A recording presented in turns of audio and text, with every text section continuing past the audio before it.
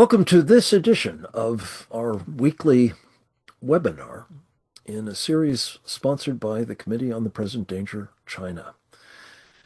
The series is dedicated to exploring, illuminating, warning about, and urging corrective action be taken concerning the unrestricted warfare that the Chinese Communist Party has engaged in against the United States since the early 1990s. It takes many forms. We've done something on the order of, I think, over the years, some 230 of these webinars at this point, each of them seeking to address the myriad lines of attack that the Chinese Communist Party, or CCP, has utilized for an unmistakable and, in fact, declared purpose: destroying the United States of America. One of the most pernicious and effective of all of those lines of attack, arguably, is what the Chinese Communist Party has called elite capture, by which they simply mean that they have made it their business to seek to compromise, to enlist in one form or another, to suborn, in fact, in some cases, to actually utilize leaders in the United States, in most, if not all, of our sectors, for their purpose of destroying this country.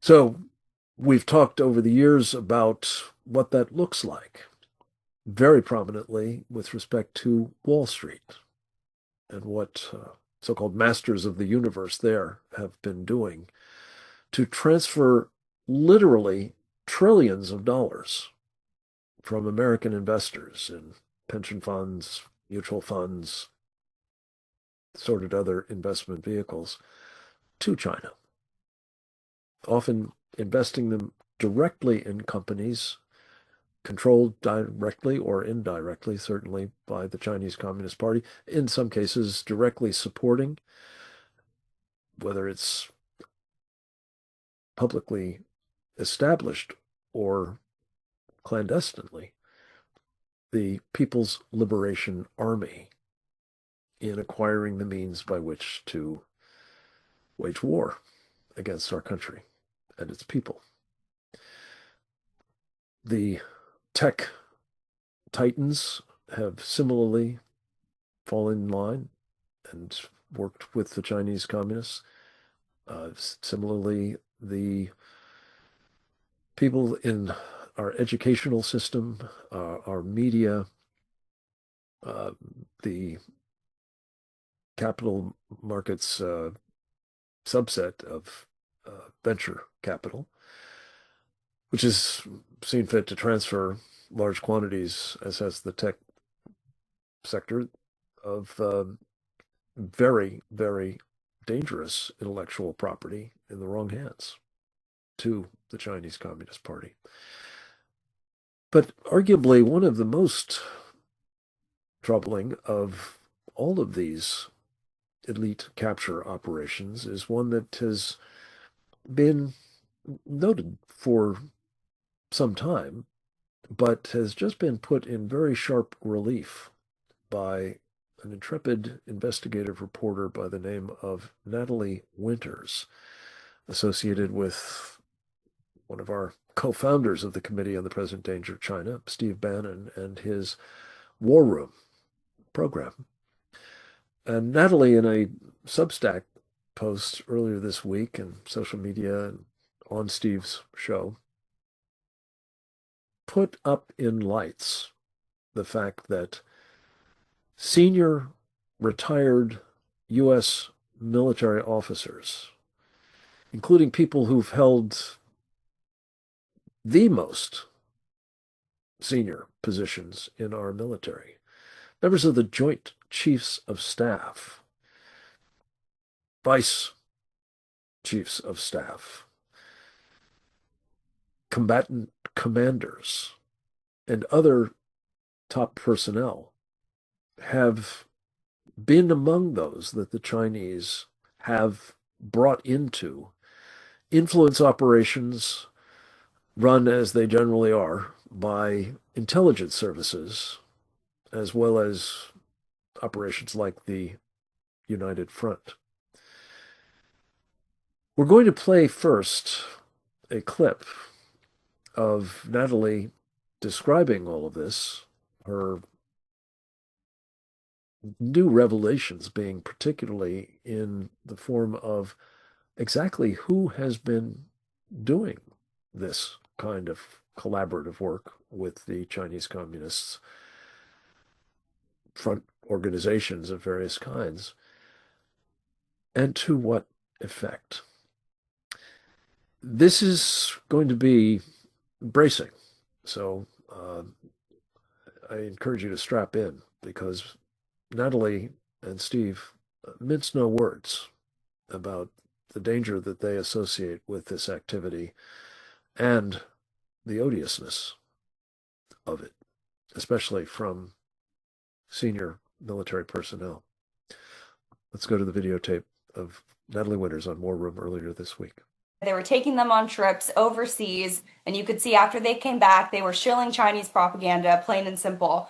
Well, this same group, but in conjunction with a group called CAIFC, that's the China Association for International Friendly Contact, which is even more explicitly part of China's military apparatus. It's part of basically the PLA's political warfare department. They do joint, espionage and intel collecting, but also from a military standpoint, getting people to push info ops on the American people. And they were running basically the same exact program, not just with idiot schmuck journalists, but with former chairmen of the Joint Chiefs of Staff, vice chairmen, former COCOM commanders, commanders of, Pacific Command, chief of naval operations. They were basically taking these people over as a program called the Sanya Dialogue, the Sanya Initiative. It started in 2008. They were meeting with the highest levels in American government too. You have pictures of them with Hillary Clinton. A lot of the people who were involved. So again, these are not like military commentators. These are people who literally ran the theaters of war that the Chinese Communist Party wants to understand what our, COA, our course of action is, were anything to break out. These are the people who are literally interacting with a spy front that has been caught up in the same schemes where they are literally buying this information off of people, and these people literally later go to jail. But this is something that, like I was saying, has gone on for nearly 2 decades. They've even gotten up to the U.S. Naval Academy. We've had some of the leaders of the CMC up and around there talking with people. But Steve, it's important. There's 2 parts to the story. One is the public facing stuff, right, where they do the mill-to-mill exchanges and it's all happy, which I would argue there's no such thing as happy collaboration with the Chinese. But then there's the darker secret side to this, which is that these names weren't published, and these are people including former vice chairmen of the Joint Chiefs of Staff, Admiral Bill Owens, will make him famous, who literally became a consultant for Huawei after participating in this, helped try to bid for contracts and help them gain a foothold in America to get their product here. Literally was writing op-eds called America Must Start Treating China as a Friend. That's your former vice chairman of the Joint Chiefs of Staff, and there are about 24 people who were all a part of this, the highest levels of the U.S. military.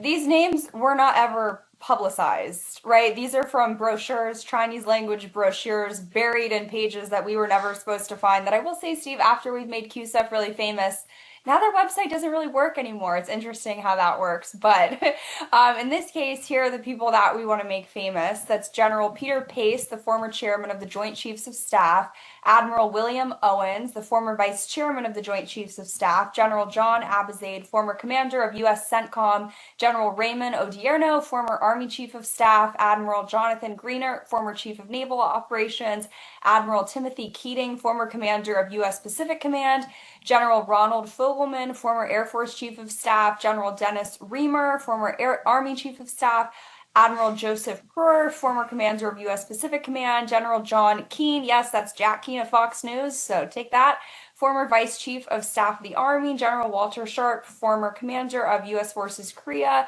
General Charles Jacoby, former Commander of U.S. Okay. Northern Command, This is General a Charles Mohawk.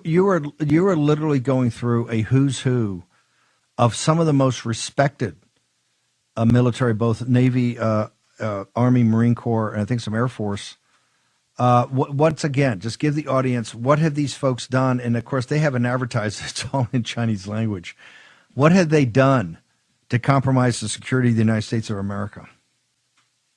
They have worked hand in glove, forming a secret back channel that makes Mark Milley look like child's play with a group, the CAIFC and QSEF. That's the pay for play trip group. CAIFC is literally a political warfare branch of the People's Liberation Army that plays, according to the US government, dual roles of intelligence collection and conducting propaganda and perception management campaigns.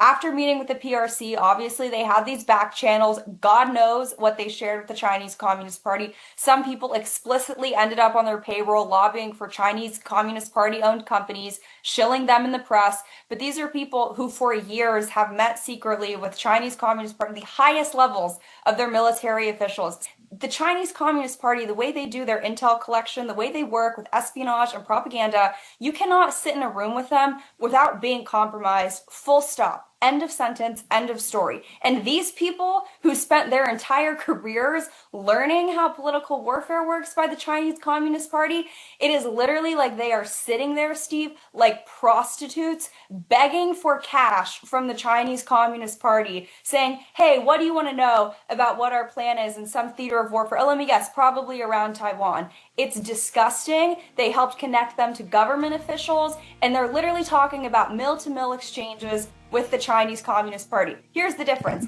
In one room, on one side, you have Chinese spies. On the other side, you have greedy, lustful for capital, and trying to feel important former American generals who just want to sell out, sabotage the United States of America for some consulting fees for Huawei. That's not a fair match. Obviously, it's mismatched motives, and it's absolutely disgusting. These people need to be shamed into oblivion.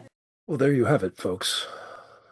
One woman's assessment of it, but I think it's fair to say that there are a few, certainly in the journalistic role, that understand better the nature of the Chinese Communist Party and its use of, well, I think what she called useful idiots, as well as people who are prepared to be bought.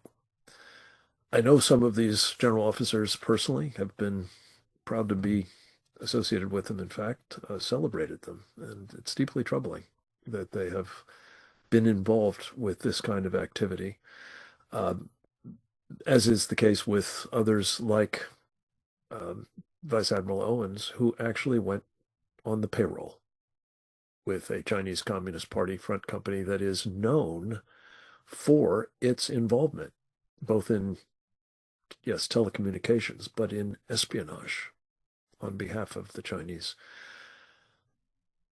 This is a moment when we wanted to take stock of what the implications of this kind of penetration of the senior ranks of the United States military means. And we're very pleased to have, as we often do in these programs, uh, sometimes because of where they live, the necessities of doing it via videotape rather than live. But we're going to start with a very, very important member of this committee. His name is Captain James Fennell, United States Navy retired. You're actually going to hear about him from our next presenter, but we wanted to take stock with him first of what he makes of all of this as an intelligence specialist and very accomplished practitioner.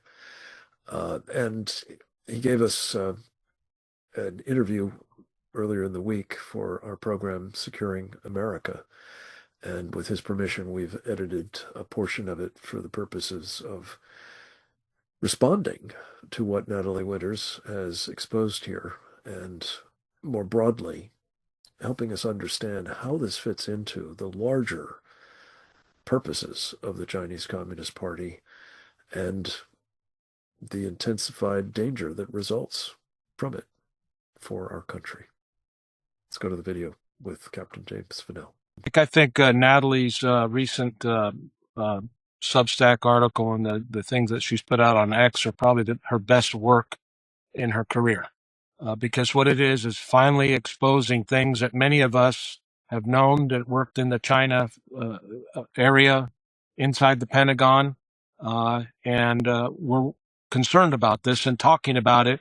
But this has really drawn a lot of attention to it. We raised this issue in our book, Embracing Communist China, America's Greatest Strategic Failure. We have sections on the Sanya Initiative and Admiral Owens, who was leading that, the former vice chairman of the Joint Chiefs of Staff. But what Natalie's done is really presented it in a fine way that gives a lot of names, and it makes the connection to these Chinese Communist Party intelligence apparatuses. And I know that the admirals and generals that went on these trips were well aware of probably the association with the Chinese intelligence. But that is the real issue. These are not stupid men or stupid people. They know what was going on, but it was part of their belief system that the United States must engage with the PRC, the People's Republic of China, because they were on the rise. And there was this belief inside the Pentagon, like over at Foggy Bottom with the State Department, that America was in decline. We bought into the Chinese narrative. We did that for many, many reasons, but the bottom line is we have an elite class in our country, the credentialed class, as some call them. But in terms of the military, at the 3- and 4-star level, there are most of them at that time period. And this Sanya initiative kicked off in 2008, but there was negotiations before that. And this idea that we could have this track 2 dialogue, this track 1 is official to official, government to government official communications. And they created track 1.5 and 2.0, which is this kind of, we'll get retired former officers, the senior ones get paid the most, get the most, first class tickets over to China, get wined and dined at 5-star hotels, and get to meet the highest echelons of the Chinese Communist Party. So part of it will be sold as what we were doing, our intelligence work for the U.S. government. That's how some will support that. Others will say, we're just over there to prevent things getting out of control, and we want to engage so that we don't have a thermonuclear war, the Graham Allison Thucydides trap argument. But at the base of it all is this idea that we have to manage this relationship because it's so important, and therefore we must continue to talk to them. And these people, when they were in uniform on active duty, they were having that same kind of approach, and they were influencing. So in 2008 and 9, when the Sanya Initiative was going over with Admiral Owens to China, to Beijing, to be wined and dined, I'm aboard the USS Blue Ridge with the US 7th Fleet. And guess what we're hearing coming from those meetings? We're getting those reports that are going to the PACOM commander, the Pacific Fleet commander, filtering down to the 7th Fleet commander, about what's going on and what we can do and how we can engage. So it's influencing generations of continuing officers to have this view towards China. And that's what they were selling to Beijing, which was to say, we can help manage this relationship to ensure that it doesn't spiral out of control. But you didn't have the opposite view, which is to say, okay, you've had these engagements. What is the proof that they've resulted in benefit to our national security? Well, I can tell you, because Natalie lists, they talked about nuclear proliferation and nuclear weapons. Well, guess what happened on July 6th, a month ago today? China launched a submarine-launched ballistic missile from the South China Sea, and it flew 7,500 kilometers into the South Pacific, doing a test launch of a nuclear missile that's designed to blow up over and hit the United States of America. That's what that missile's for, and those Jin-class SSBNs, ballistic missile submarines, are for. So things haven't gotten better. They've gotten worse. So any way you measure it, this is a fail on our national security structure. 1947, we had the National Security Act to protect us from being surprised again. And now here we are 80 years later, and we have our own senior flag and general officers thinking that they can set their own foreign policy for the United States of America by engaging with Chinese Communist Party that's vowed to destroy us. So there's only one solution to this. Congress should get off its butt and pass a law that says if you're a retired officer, you are forbidden to go to China, and you're forbidden from meeting with senior Chinese, any Chinese Communist Party officials or their front groups. We could do that, and that would cut off the gravy train from all these 4-stars that get on these boards and make, 6-7-figure salaries after they retire, because they are spreading their career information. 40 years, usually 45 years in some cases. They'll take that wealth of knowledge and provide it not only to the 5 big primes, but they're now providing it to our adversaries, and they're learning from it. The Chinese are learning from it, and they're going to use it against us. And it's a travesty. It's a travesty, and these people should be named out, which she's done. So thank you, Natalie, for doing that. But it needs to be followed up with action to prevent this from happening. Fennell, thank you for that characteristically clear, unvarnished, and I believe absolutely right on characterization of the problem. These old friends of China are making it a more formidable adversary to the United States. That may not be their intention. I'm certain that if asked, each of them would aver that it is not, but it is the practical effect.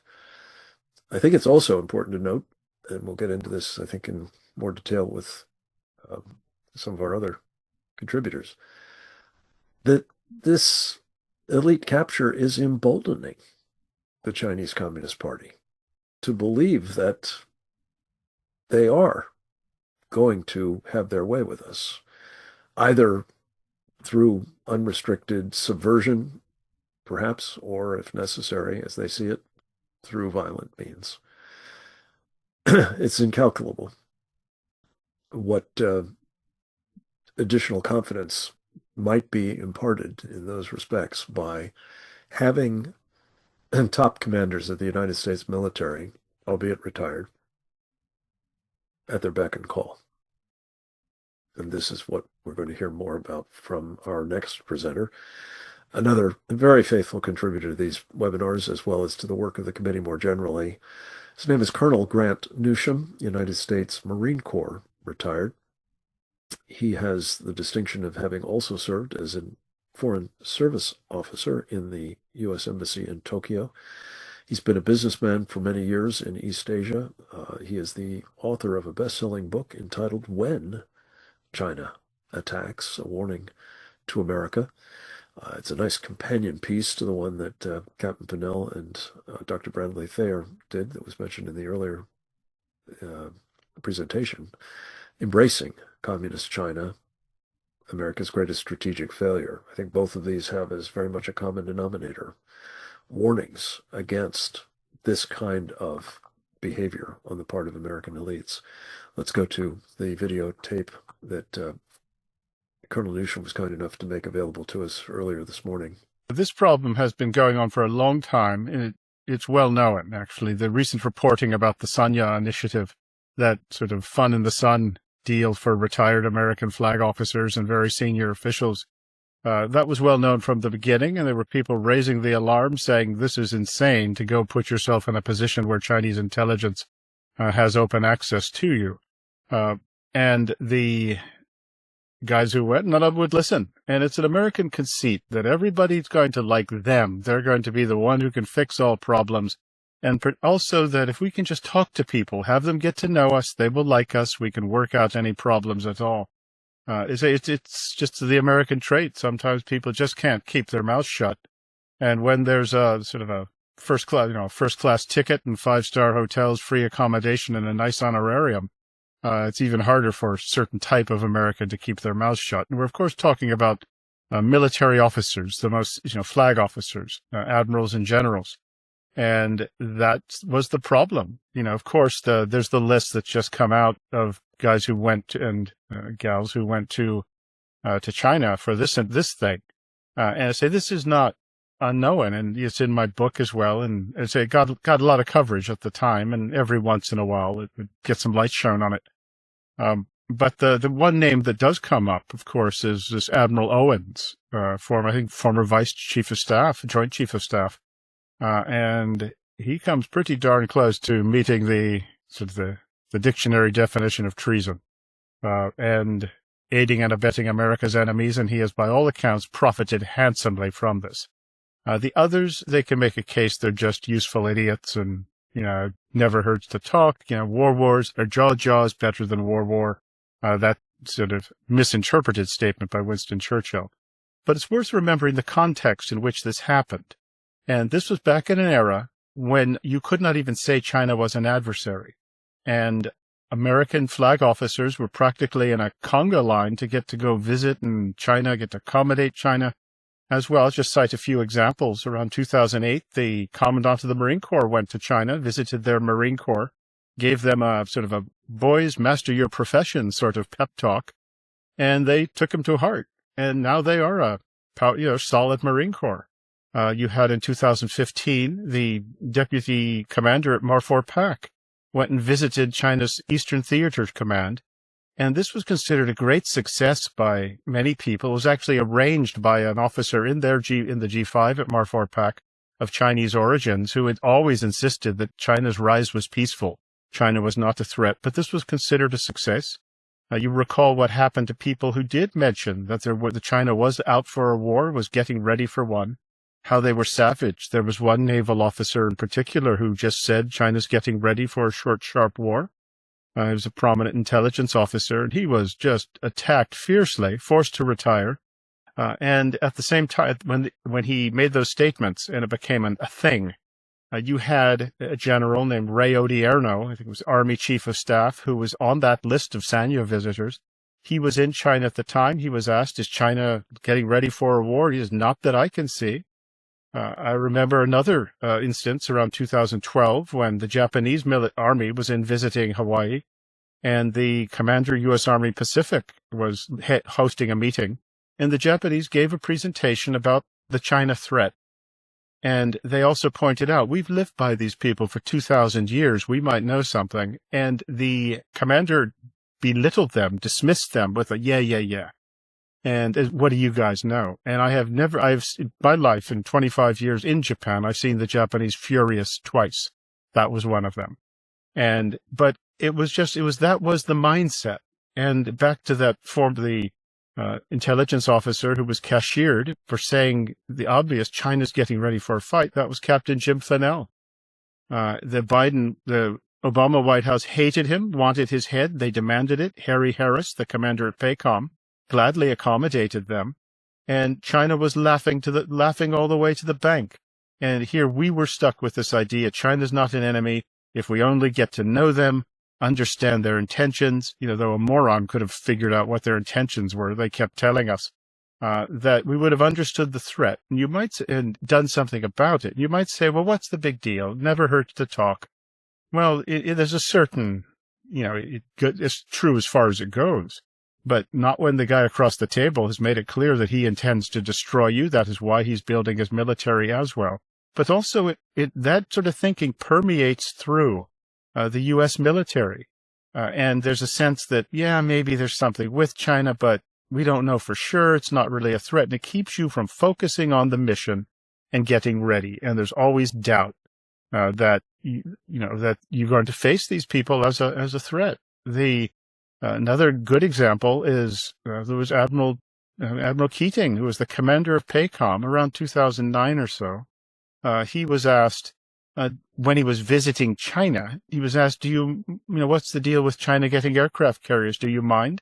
And he says, no, I don't see anything wrong with it, and I'll help them as much as I can. Admiral Keating's name is on the list of visitors to Sanya. So it was this sort of muddled thinking that kept us from recognizing the threat, focusing on it, and getting ready to do something about it. And Sanya is just one example of a much broader problem. It's, of course, better these days where there is far more of a recognition than there ever was. But there still seems to be a return to engagement. And you're seeing it from PACOM and Pentagon. If only we can talk to the Chinese, if only they'd tell us what their intentions are. Well, if Jim Lilly was around, he'd have told you they telegraphed their punches, and they've been telling us this. Now, there have, of course, been people who've been very good on this. There was Captain James Fennell that I mentioned. General John Tulin was good. General Gregson was good. Those are Marine generals. There was Admiral Robert Willard, who 2010's Lieutenant General Tom Conant, the deputy at PACOM. These guys understood the Chinese, and the Chinese hated them as a result. But too many of unfortunately, the ruling class then were guys who just, as I said, couldn't keep their mouths shut, and the allure of going to China, saying you'd been there, having names in your Rolodex, was just too much, and we took our eye off the ball and lost focus. There are many of officers that I have now that I didn't cite who were very good on this, but they were not well received. And so it's nice to see this getting attention again, that Natalie Winters has done some good work. And, hopefully we've learned our lessons, but sometimes, we Americans just can't help keep their mouths shut and just have to talk. But at the same time, we know better. We have no excuses. And as for the people who went to Sanya, I would just like one of them to say, maybe I shouldn't have. Just one. I'm not holding my breath for that, but remember those names that I said of the people who did sound the alarm and were very badly treated. So thank you for having me today. Thank you, Colonel. As always, this is important corporate memory as well as, validation of the insights of a man who did, put his career on the line to speak truth to power. That would be Captain James Fennell, as you have done yourself, sir, in your own career. We're going to turn finally to a live contributor, I'm very pleased to say, live and with us for the purpose. That would be the chairman of our Committee on the Present Danger of China, Brian Travis Kennedy. Brian has been working in public policy for decades. Many of those years spent running one of the most prominent think tanks, as they're called, in the United States, the Claremont Institute. These days, he is the president of the American Strategy Group and a very active participant, of course, in this committee and its work as its founding chairman. He is the author of China's War Within the United States. He's a very impactful essayist in myriad publications. And we deeply and always appreciate his contributions to these programs, as well as his leadership more generally. And Brian, we've asked you to come, as you often do, as sort of the cleanup batter to help us understand what the most important takeaways are from what we've heard and how this fits into the larger challenge that we face from the Chinese Communist Party. And to Colonel Newsham's closing point, and really that of Captain Fennell as well, what we need to do about this phenomenon. Over to you, sir. Well, thank you, Frank. I am live, obviously. The other folks we had on were live too, but sometimes they live in time zones that, as you say, are not convenient. Yesterday, I was actually giving a lecture to the Claremont Institute's Lincoln Fellows program. I will say Natalie Winters, a couple years ago, was a Lincoln Fellow of the Claremont Institute. And I was giving a lecture invoking your name several times about both the threat from communist China and the threat from Islam in the United States. And I'm not sure if your ears were burning, but I was praising you widely. This work that Natalie's done, I think, is extremely important. Important in part because the more light we can shed on this, the better. When it comes to generals, we often think of the generals as the grown-ups in the room. How many Americans go to bed at night believing that there are generals in Washington, both active duty and retired, who know how the world works, are deeply concerned about, the threat from our enemies abroad, and are doing something about it to make sure that the American people can sleep well at night? I would venture to say it is the vast majority of the American people believe that. The generals, as I say, are the so-called adults in the room who are going to make sure no matter who the president is, that we're going to remain safe. What Natalie's exposed is that we have a generation today of flag officers who are looking at American society more broadly and seeing that America itself doesn't see China as a threat. Wall Street doesn't see China as a threat. The U.S. Chamber of Commerce, which should be concerned about the economic well-being of the American people, doesn't see China as a threat. They're all making money from communist China, and so the generals, retired, as Natalie's exposed here, they're going to cash in too. Why wouldn't they? If every other captain of industry is cashing in, why shouldn't we, the retired generals who have served so long and so otherwise nobly for the country, why shouldn't we cash in as well? And what Natalie, I think, is showing here is there's something either actually treasonous or borderline treasonous about some of this behavior. You and I both know, Frank, that a lot of the generals have, let's assume for a moment that the vast majority of our generals, and this is not an obvious assumption, they're patriotic Americans who love their country, who want to do good. Unfortunately, today, we have a substantial number who have, I would argue, a very bad strategic education and do not believe in the kind of common sense realism that would be required to build a military that would be capable of defending the United States.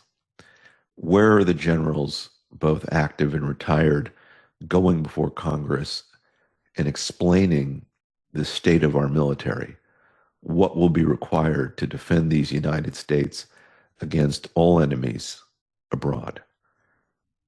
You don't see that. You don't see that. I mean, everybody is when they're paraded before Congress, quite often it's to ask for more money for sure, but it's also to reinforce this notion that the United States is all powerful, that we can do anything, anywhere, anytime, and that all the money that we're spending is both necessary, good, and effective.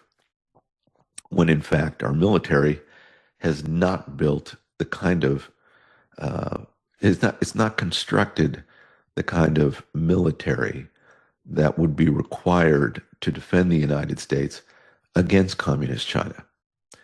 And so once you craft a military and make recommendations to the president, the commander in chief, about what kind of military we have, and that military is not designed to make war on communist China, it becomes, as Secretary Rumsfeld would often point out, a self-fulfilling prophecy.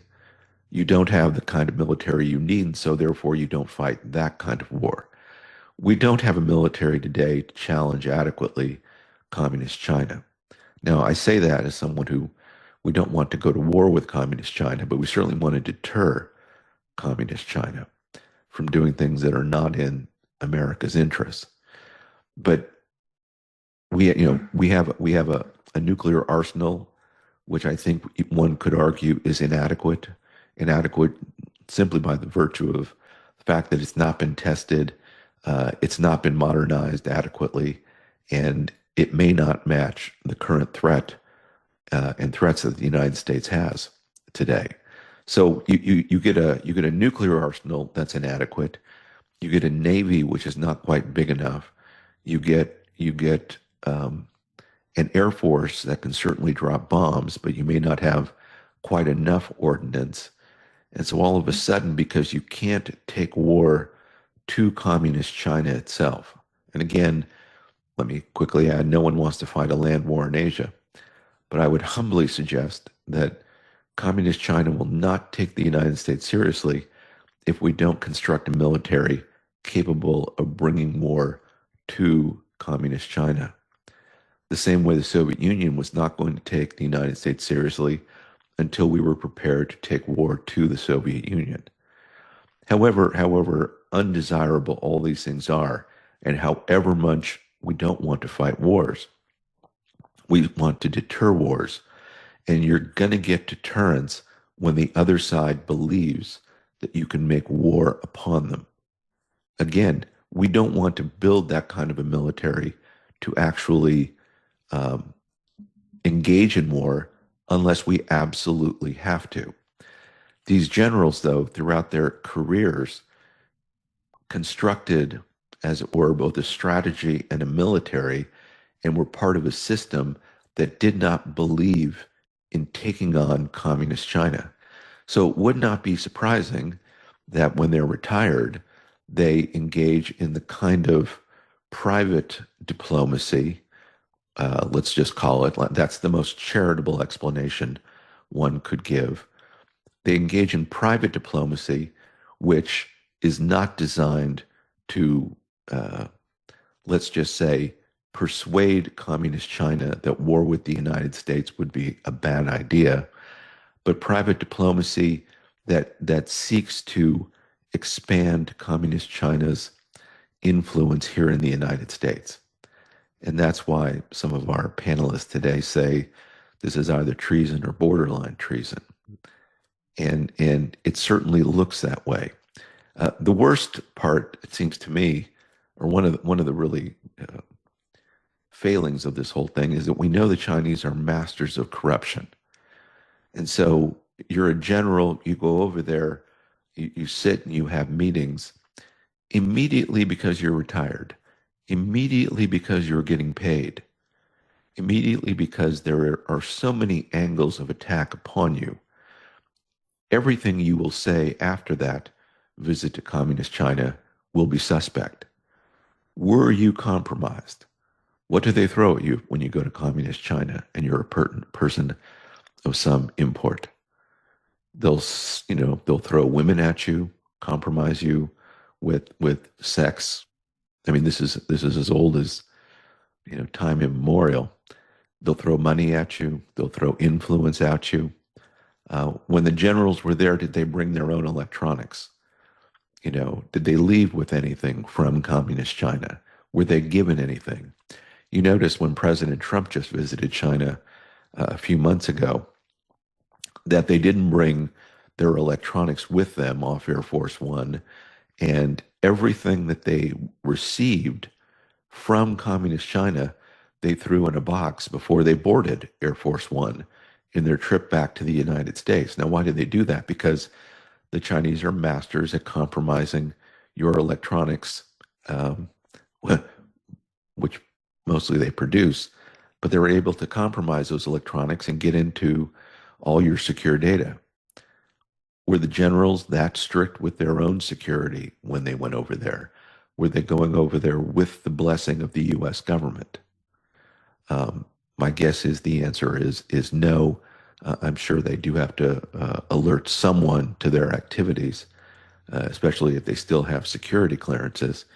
But overall, this was not something that was well thought through, in my opinion.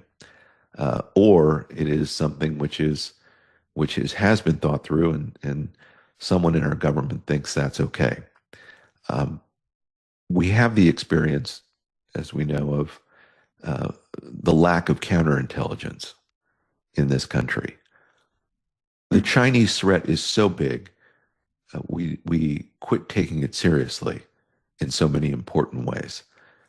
By not seriously meaning because the magnitude of what the Chinese do in this country is so great, we can't construct or we haven't constructed anyway, a counterintelligence capability that would make sure that they couldn't corrupt either a general here or someone in the business community or Wall Street or the U.S. government itself or in the media. Natalie points out in one of her other writings on this same theme how many U.S. journalists were given money by communist China to write Trump articles, on a regular basis. The Chinese, as we've highlighted here on quite literally hundreds of occasions, they spend $20 billion in intelligence and influence operations in the United States. That's not counting all their business dealings. That's not counting $45 billion that they spend on their college students going to American universities. Hmm. Just in what we think of as intelligence and influence operations of the kind that Natalie's describing, they spend $20 billion, we believe. Well, that's a lot of money thrown at a pretty select group of people. You throw that much money into the system, you're going to get a fair number of people who will toe the Communist Party line. And they'll do it in very artful ways that make it look like it's for the good of the United States, when in fact, the Chinese are pretty explicit. It's for the good of the Chinese Communist Party. And so I would say in conclusion, Frank, that uh, more Natalie Winters um, uh, more of the time. I think her work has been fabulous. This is a very important theme that she's grabbed onto, and one that we should be taking very seriously. Our elites have been captured by communist China.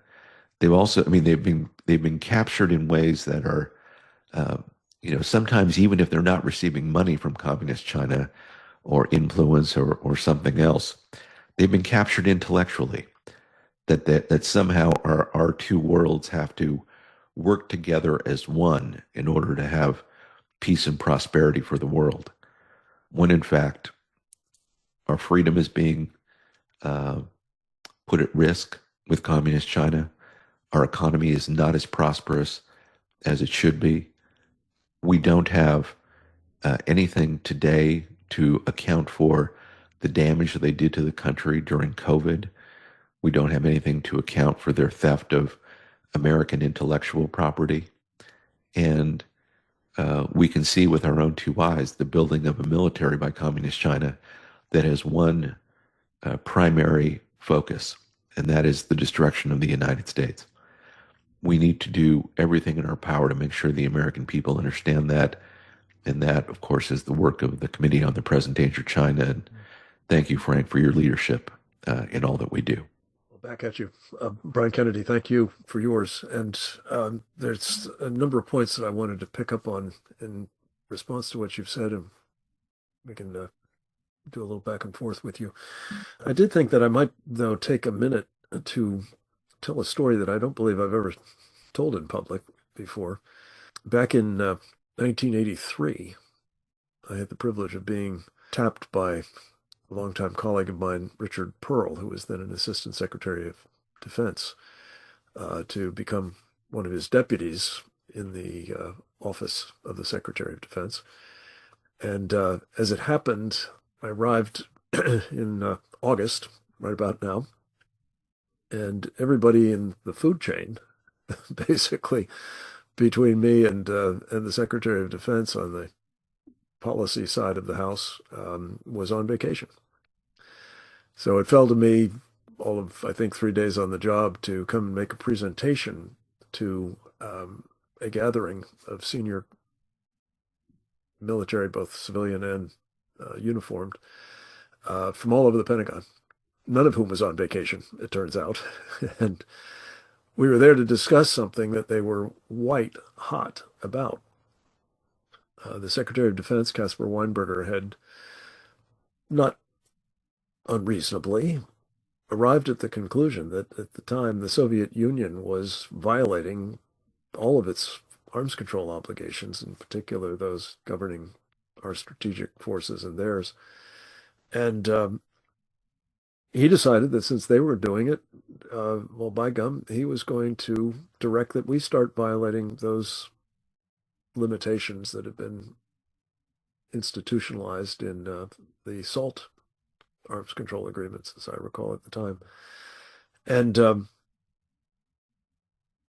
the uniformed military, and for that matter, their civilian counterparts, the various service secretaries and other, folks in the Pentagon, wanted no part of having the latitude to actually expand the number of nuclear forces. Jim Finnell commented on the sort of appalling state of those deterrent forces these days. But at the time, Ronald Reagan was set on and indeed had embarked upon refurbishing the entire arsenal. But to a person, those in that meeting wanted to stay within the limitations of a treaty that the Soviets had violated, and were insistent that the capabilities that we had under those limitations were exactly the ones we needed,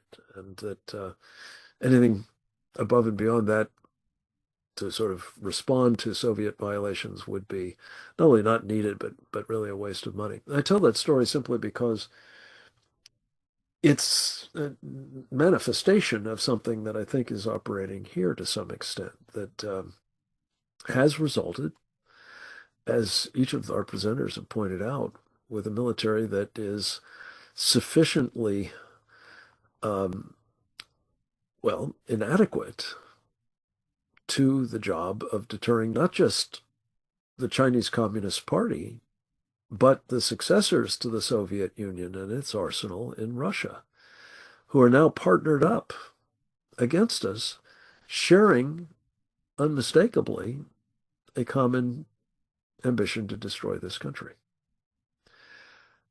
And that doesn't even take into account, the North Koreans and the Iranians and others who would love to see that come about and will be playing a role that's also harmful to us if they can.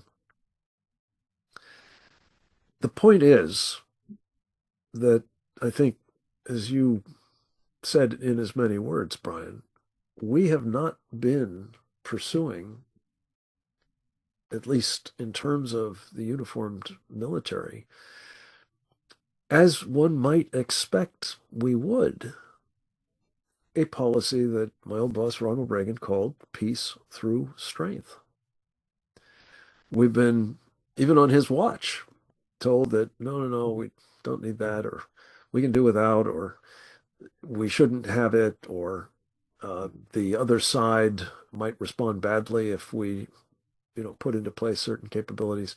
All of which is to say that the kind of threat deflation that Jim Finnell had campaigned against, throughout his time in uniform, and certainly has since he left the Navy, the kind of posture that Colonel Newsham has written about, that's inviting a Chinese attack, as he says in his title, when China attacks, not if, because in part we've set conditions that prompt them to believe that they can do so, if not with complete impunity, certainly on acceptable terms.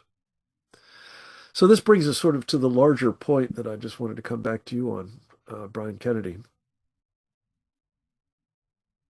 We published a book a couple of years ago now entitled The Indictment. And it's about, the subtitle is Prosecuting the Chinese Communist Party and Friends for Crimes Against America, China, and the World. It was almost entirely a product of the first, I think, 70 of the webinars like this one that we had conducted as at that time. And the insights that our team and others who were not members of the committee, but were kind enough to contribute to our deliberations, believed were, well, invitations to war with China, because they were not robust, they were not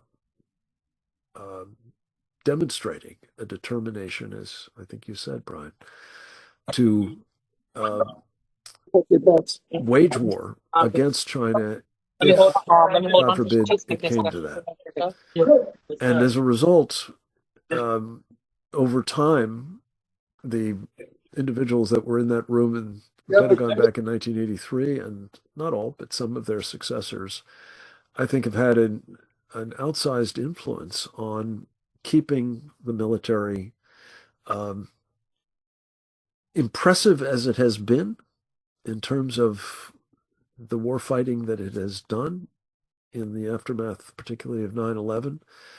At the tactical level, uh, impressive as the technology that has been brought to bear in many instances is, we still find ourselves, I fear, dramatically removed from the peace through strength posture that one would hope every military officer defaults to reflexively. Uh, and that with their leadership, with their active urging for the kinds of investments that are so manifestly needed, the public would respond, their representatives would respond. And I say this fully knowing that, somebody will point out that Pete Hegseth is manfully trying to do something about this. He's asked for $1.5 trillion for defense spending. Well, that's, I suspect, if properly spent, going to make a difference, but quite possibly not soon enough, especially if some of the factors that we've just been talking about, this sense that our destruction, our defeat at least, is inevitable, that has now been, I fear, communicated by captured elites, whether they're on Wall Street or the tech sector or the educational sector or the journalistic sector or the business sector more generally or the military. We find ourselves in a really desperate pass. And what makes so important, I think, the recommendations of our book, which was the first, I'm proud to say, of the War Room series that our friend Steve Bannon has created,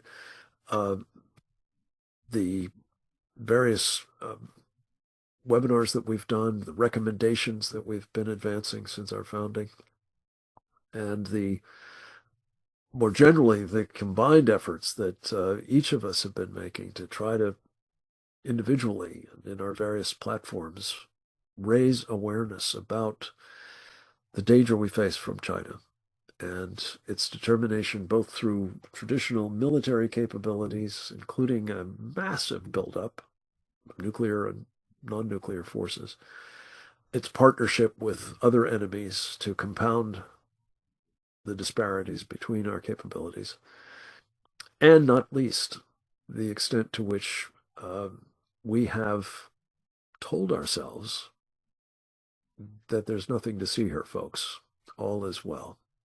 We've got this under control. All can combine to put us in an actual shooting war if we're not careful. So the recommendations for taking action here are very serious and much in need, I believe, and I look forward, Brian, to just a quick back and forth with you about some aspects of this. I did want to specifically talk about something that Captain Fennell and I think Grant spoke to as well, and that is this practice of threat deflation. I mean, it's one thing to, sort of be governed by kind of arms control treaties and those sorts of things, but to be actively sort of diminishing and telling, among others, the president, perhaps, that the threat is not as it really is, and therefore we don't need to be taking corrective actions. Talk a little bit about how serious a problem that is, as you see it, Brian. Well, look, I think threat deflation has been the thing you and I have been combating most of our adult lives in this business. Sure. I mean, it was the threat deflation from the Soviet Union, then it was the threat deflation of Islamic terrorism.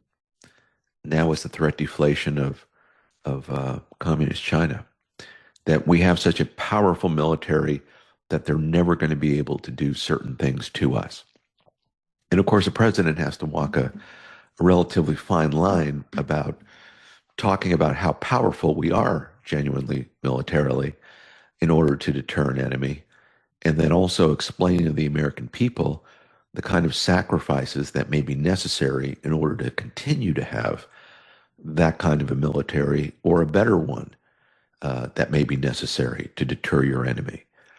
When you see communist China doing what they're doing today, You simply have to do, rational calculations about whether we have enough offensive forces to deter them from invading the United States, whether we have enough forces to be able to put them in a position where they think it is simply a bad idea to go interfering with American interests abroad, or that we would even think about going after the United States. And without taking us, far afield here, the fact that we have not rounded up the 200,000 Chinese men of military age who came during the Biden administration into the United States, Chinese men of military age who appear to be military themselves, who are now living in the United States, operating in whatever way they think are useful here to present a long-term strategic threat to the country. The fact that we haven't done that is a byproduct of the threat deflation. That once you have enough elite people, either on Wall Street or within the military, the way Natalie did in her expose, or within the media, which she's highlighted, once you have enough threat deflation that we're never going to go to war with communist China, all of a sudden you take certain steps to make sure that, in fact, you don't spend the money on those particular resources, that you don't root out those 200,000 Chinese men, that you don't create a counterintelligence operation within the United States to make sure that that $20 billion that the CCP spends is not being spent in order to corrupt us as a nation, either politically, economically, or in any other way. This threat deflation piece is probably the most important. And as I think I was suggesting, and maybe you're implying, so much of the threat deflation is an intellectual failure on the part of our elites to see what is right before their eyes, which is that communist China, as Grant Newsham said, they're telling us what they're doing. They're writing about it in their own publications. They're telling us they would like to be the masters of the world. They're spending money and resources and diverting attention from their economy in order to build a military that is capable of ruling the planet. We can sit by and we can watch that happen, or we can do something about it. If we sit by and do nothing, either war will come and we will lose, or we will put ourselves in a position where we'll have to surrender to communist China because we don't have the military to fight them. Now, to do the latter is a horrible position for the country to ever be in. To knowingly allow it to happen is treason. We on the committee here, we've been articulating this over and over again because an insufficient number of our countrymen know this. Our elected representatives do not understand this, or they are willfully blind to the problem. And until we wake up, we are in an inferior position to the communist Chinese because they know what they're doing. And we as a country today do not. Right. It's such an incredibly important point, and as was your observation about an invasion by Taiwan, by the Chinese. I suspect many, even among our audience listening to that, would have said, "There, he's off on it too." But your subsequent point, and I must tell you, it's been absolutely maddening to me that there's been, as far as I can tell, no discussion by the administration. And this is about the best administration I've seen, certainly since the one I served in with Reagan. So I'm saying this with care, but the fact that we're not hearing from the administration that it is even aware of the problem, that we may have as many as 200,000 Chinese soldiers who, by the way, Brian, just to your description, who not only are military age and bearing and seemingly, kitted up in a uniform way, if not literally in uniform. It suggests that they were operating in units or coming across in teams. But they were also unaccompanied, which is another indication that we're dealing with possibly special forces or certainly military personnel. And it's incumbent upon us, it seems to me, at the minimum, to be having that conversation, if only because we need the American people's eyes and ears and other senses brought to bear to try to figure out, where are these guys? What are they doing? We hear endlessly about see something, say something. If you don't know what you're looking for, or even what you're looking at, you probably are not going to be able to judge that that's something you need to say something about.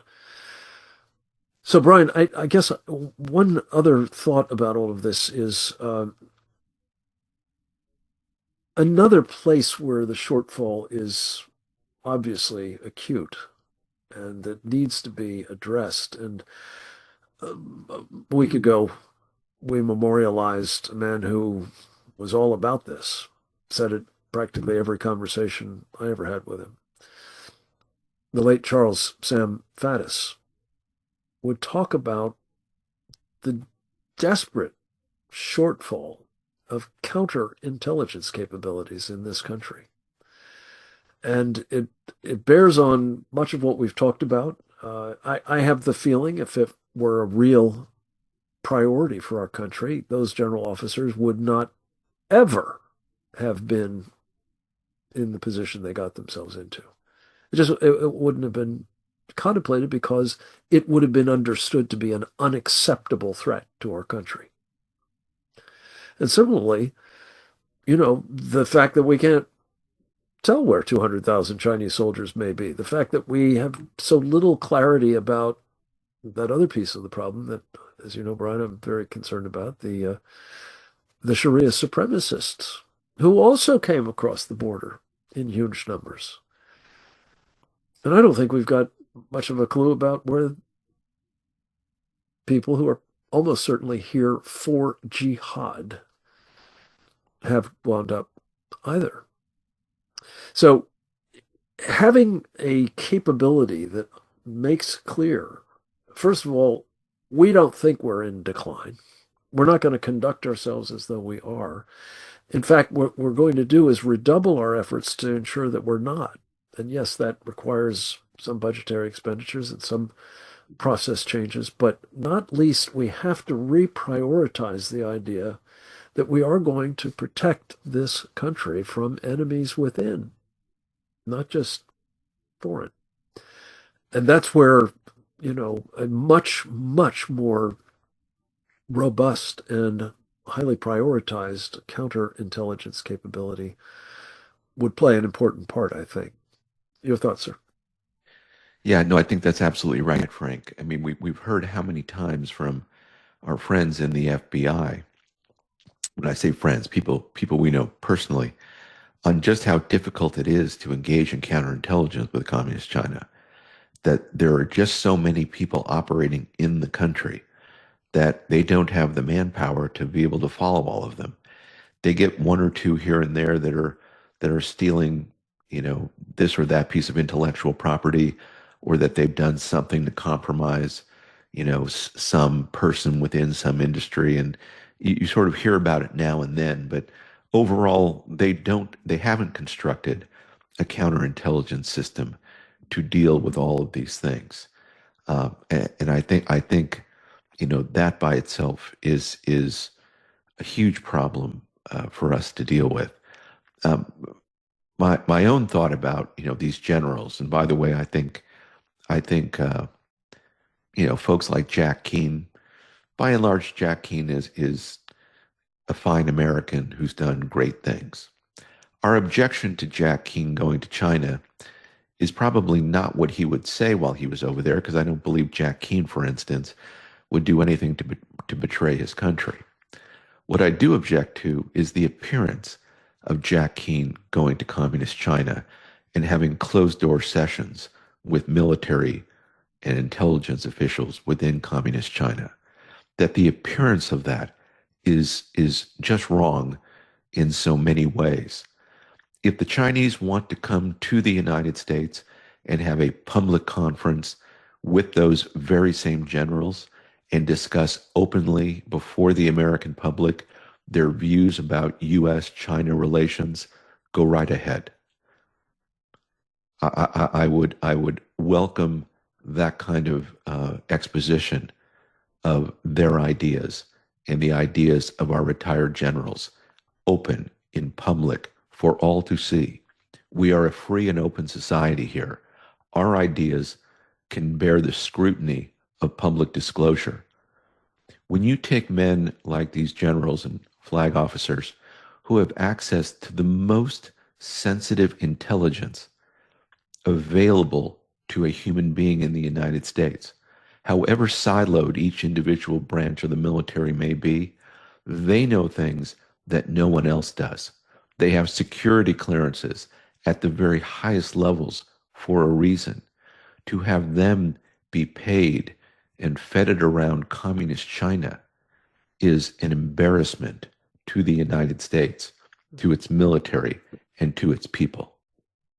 I think it goes even a step further, Brian, and it's been touched on, I think, previously, but to put a fine point on it, I mentioned Sam Faddis. One of the things we talked about last week was I was impressed beyond words by the fact that he was willing to describe the then sitting president of the United States in terms of his trade, that would be intelligence. He was an undercover operative for the CIA for the better part of 20 years, as a controlled asset of the Chinese Communist Party.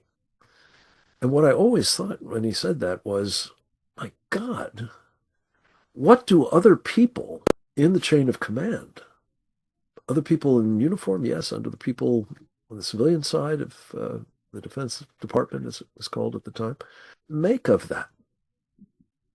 And my guess is, as would probably be true of this initiative of China, that people who would never otherwise, especially if we had a counterintelligence capability worth a damn, never think about, having their own private conversations with the Chinese, let alone put themselves in compromising positions, might think, well, if the president is doing it, why shouldn't I?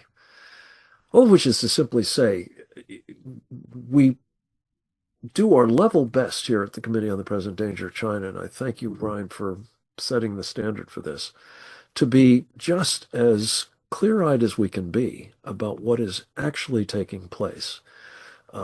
Chronicling it, yes. Warning about it, yes.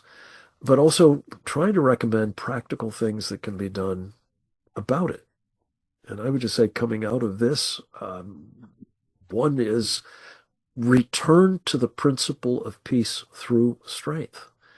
And that strength has to be manifested not just in certain exotic capabilities and technologies, but across the board, a robustness that I think the president believes we enjoy and certainly knows we need. But I'm not sure he's being quite as candidly briefed about the actual state of affairs as should be the case. And this falls to, again, those military officers, those still serving, to be honest, to be, robust, most especially, as well as supportive of the peace through strength agenda with practical capabilities being brought to bear as best we can. I would also just say that I think another place where corrective action is needed, as we talked about in this book, The Indictment, is holding accountable the people who are, whether they're in uniform or formerly were, or they're civilians, whatever their background. If they are aiding and abetting our enemies, they need, at a minimum, to be prosecuted in the court of public opinion. As Natalie Winters has just done, to expose what they have been doing and to encourage accountability wherever we can do it. Only that way can we deter, I'm afraid, much, much worse behavior and more harm in the face of this real and growing threat from the Chinese Communist Party. So, with those words as sort of admonitions about what needs to be done, as well as depicting why, let's bring this program to a close with heartfelt thanks to each of the contributors, Natalie Winters, through her War Room appearance, Captain James Fennell, Colonel Grant Newsham, and our Chairman Brian Kennedy. All of you are rendering incredibly important service, as I think is the committee more generally, and I'm proud to be part of it, and hope that all of our listeners will take full advantage of the content at presentdangerchina.org and share it widely, because we need the help as well as the support of the American people. God bless you all. God bless America. Over and out.